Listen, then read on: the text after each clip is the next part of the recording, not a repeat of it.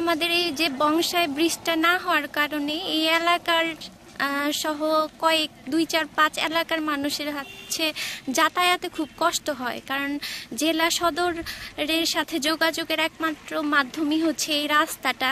এই রাস্তাটা না থাকার কারণে আসলে আমাদের যেমন হচ্ছে জনগণের যাতায়াতে কষ্ট হয়, সেরকম হচ্ছে স্কুল কলেজের শিক্ষার্থীদের কষ্ট হয়। কারণ হচ্ছে আমি নিজে একজন রুগী, আমার হচ্ছে যাতায়াত করতে গেলে হচ্ছে খুব কষ্ট।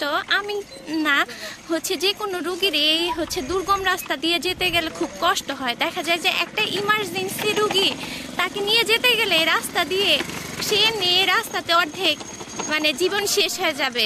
তো হচ্ছে আমার সরকারের কাছে একটাই আর্জি, অতি তাড়াতাড়ি যাতে এই রাস্তাটা হয়ে যায়, তাহলে আমাদের এই 2, 4, 5 এলাকার মানুষের কষ্টের আসলে অবসান হবে।